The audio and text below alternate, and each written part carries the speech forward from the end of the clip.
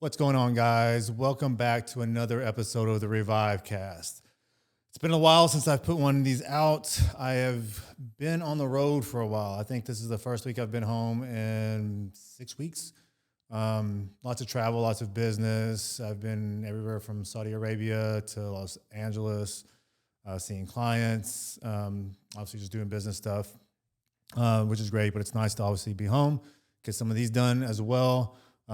Obviously, we're going to try our best to try to get more of these out more regularly with you guys. So thank you for sticking with us. So for today's topic, I want to touch on a little bit. It's integrated with health, but more so on the training side of the equation. So a lot of times when we're dealing with any type of health issue, and it could be like hormonal imbalance, it can be gut dysbiosis, adrenal exhaustion, adrenal issues, cortisol issues, whatever it may be, when you're dealing with those type of situations, you have to understand that training, and I'm going to preface this by saying more so weight training, high intensity training, even HIIT training, like cardio wise, that has to be modified because you have to focus on what the goal is at hand.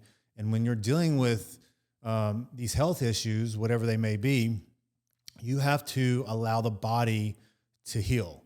And in order for that to happen, you have to basically keep your body in more of a parasympathetic state and not push over into that sympathetic dominant state, where obviously stressors are high in the body. And obviously when we're talking about stress, that can be physical, which is training, emotional, metabolic, environmental. Obviously, you can control environmental as well. You're talking about, xenoestrogens like PBAs, things like that. Obviously cosmetics that you use, going more the natural route, using glass containers instead of plastic containers to store your food. But you need to be able to lower that stress response, lower your allostatic load to enable the body to be more predominantly in a parasympathetic state. So remember that your rest, digest, and recovery state. Your body can only be in one or the other. You can't be like, spending 80% in a sympathetic state, and that means you only have 20% in the parasympathetic and expect your body to get better and heal. And this is a battle with a lot of people because a lot of people want, fat loss. They want to build muscle tissue. They want that cosmetic result and that aesthetic, but their body is having a hard time getting there because of the internal issues, the gut issues, the hormonal issues. And they're always like battling themselves to get healthy. And one of the first things that we do with our clientele is we pull way back on the training part of the equation. So giving some examples here is like, typically if we have somebody come to us and they have a health issue that we're trying to correct. So your mindset has to shift from being, the aesthetic, the cosmetic part of the equation, external, to focusing on the functional part. So that's the internal health component, right? So you have to shift that mindset, number one. Number two, most people come to us are typically training, 5 days a week, maybe doing cardio 4 to 6 days a week. Some people is doing HIIT training. And when you're doing that and in a healthy body, that's fine. Obviously preferenced by if your nutrition's on point as well, because a lot of people are under eating, doing all those things. And honestly, under eating, under nourishment, along with high volumes of training and cardio can typically cause these issues as well, right? So you can kind of see why one immediate thing that you can do for yourself or as a coach is to pull back that training, because that's something you can do just instantaneously. Without supplementations or training other protocol, that's an immediate stressor you can pull off the body.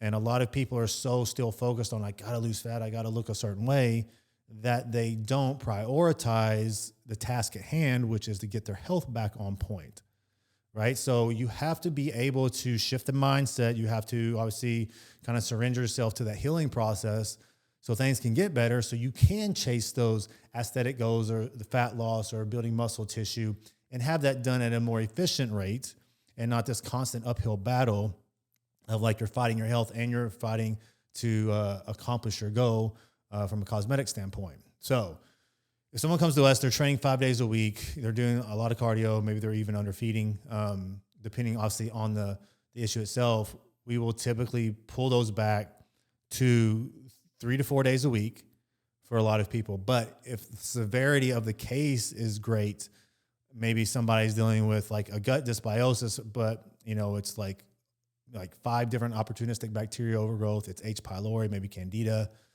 even a parasite. If it's to that extent, then we're going to really pull things back to maybe 2 days a week of training.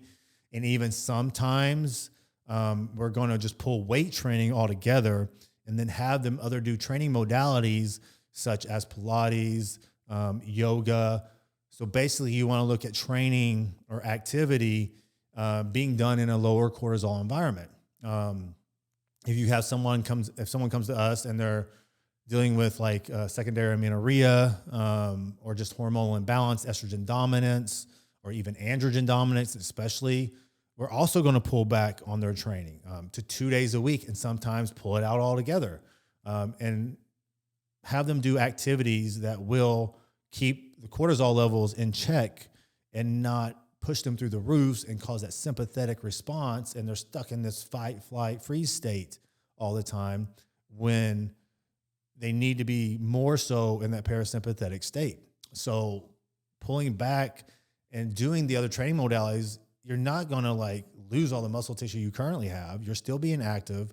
It's not to that stimulation of inducing muscular hypertrophy, but at the same time, that's not even the goal. The goal is to get healthy. And you guys, everybody out there needs to kind of look at the longevity aspect, the bigger picture, and, what do I want to accomplish a year from now? Well, if it is to have a certain physique, you better fix your internal health first, or that probably isn't going to happen in a year.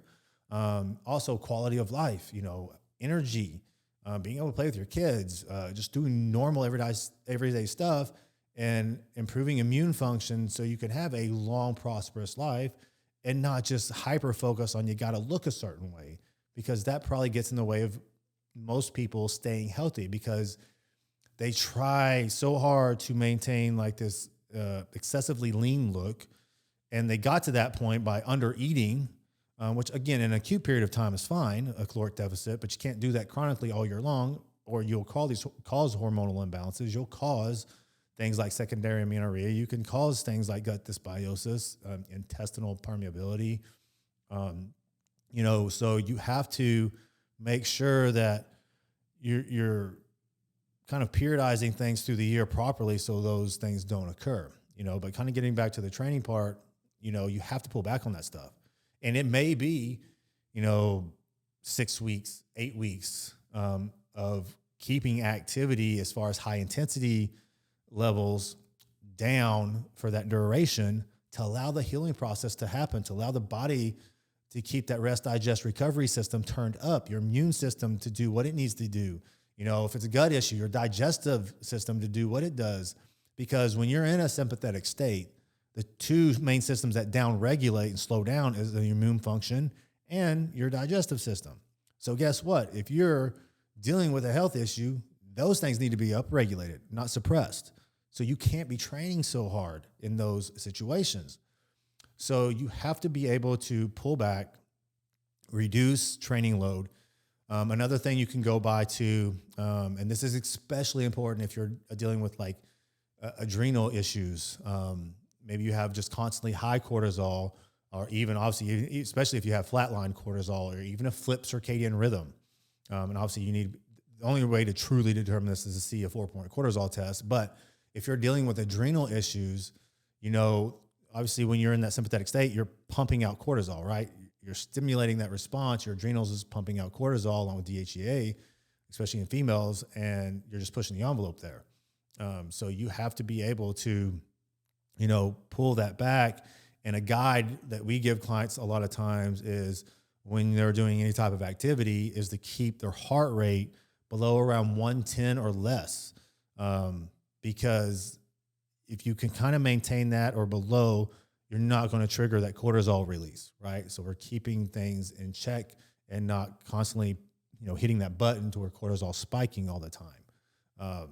So you just got to focus on the goal at hand. And when you come to a coach, or if you're just, guiding yourself in this journey, you have to kind of face facts and what needs to be done right now for the future.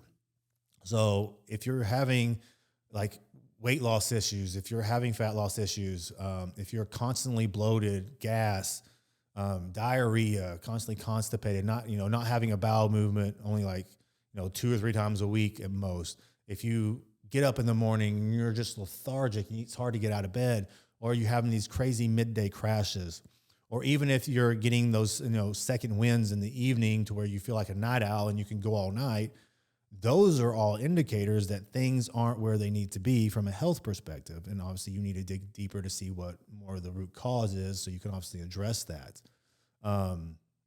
So, coming back kind of full circle here. So if you are dealing with any type of health issue, whether it's hormonal, gut, honestly, even psychological, you need to immediately pull back on your training regimen. And even from a cardiovascular perspective, you can't be doing, HIIT training where you're doing 15 seconds all out for 6 rounds. And just because that's not weight doesn't mean that's stressful or not stressful on your system, because it is. Cardiovascular wise, it's literally like going to be steps, low intensity, steady state. Again, that heart rate check, keep it at around 110 or below. And we're not saying that you shouldn't be active, because you 100% need to be active, because obviously for digestion, for lymphatic system, for that parasympathetic activation, you need to do that stuff. Obviously on top of things like, guided meditation, journaling, walks in nature, positive affirmations, all these, positive things you need to add to your arsenal. All that stuff needs to be put into place to heal. And then they need to be kept in that spot until you're kind of over that hump and things are starting to turn around. Now, that doesn't mean because you have one great day, like you had no gas that day or no bloating, or you just had energy that day, if you're dealing with adrenal issues, that you should jump right back into high intensity training and then, thinking that you're all good to go. Because typically what happens when you become kind of symptom free, that's just the start, right? You need to be able to prolong those symptom free results for a month or so at least. And then you can start gradually increasing intensity over time from a training perspective. And again, build up slowly. Don't like jump in head first and throw the kitchen sink at yourself, because all you're going to do is kind of take another step back instead of those steps forward that we're trying to achieve. So I really wanted to touch on this for you guys to make sure that we have the right mindset when it comes to health, longevity, that it's okay not to do weight training all the time. And even in my clients that are healthy, especially the female population, more so than guys, but they need to take time away from weights on occasion. And it can be just a week, but I have people do it for 2 to 4 weeks sometimes. And again, that's just switching out training modalities. So bar classes, yoga classes, Pilates, those things are phenomenal. Hiking, mountain bike riding, whatever, just to do something different with the body and to get a different response and lower the stress on the system for longevity. You can't just keep pushing that gas pedal 24/7. And people are always nowadays chasing like scale loss. And again, that gets them into trouble from a health perspective. You have to look at health beyond the scale, and pictures, even that, like even fat loss, like it's health doesn't necessarily have a look. Just because somebody has a 6-pack abs does not mean they're healthy from an internal perspective. Because honestly, more often than not, the people that are shredded and look phenomenal deal with health issues. We get them all the time. So it's creating that balance. And I'm not saying you can't have a good athletic body fat percentage, but at the same time, you need to have periods of where you're feeding in a surplus a majority of the year over the time that you're spent in a caloric deficit. In today's society, it's pretty much the opposite for most people, especially the ones that are coming to us. So I hope this opens your eyes up, guys, to what can be done from a training perspective and what should be done from a training perspective when your health is the priority at hand and you're trying to fix issues like hormonal imbalances, gut dysbiosis, amenorrhea, or whatever it may be, and take the right steps forward to get those dealt with, and then you can get back to the training part of the equation that we all love to do, and it not hinder health. Okay. And again, thank you guys for listening to us. If you could, give us a 5-star rating, a positive review, subscribe to the channel. It always helps us with all the support that you give. And as always, guys, if you have any questions, obviously feel free to reach out to me. I'll be more than happy to guide you if you're dealing with any of these issues. Me and my team are here to help. And again, guys, thanks again. I will talk to you soon.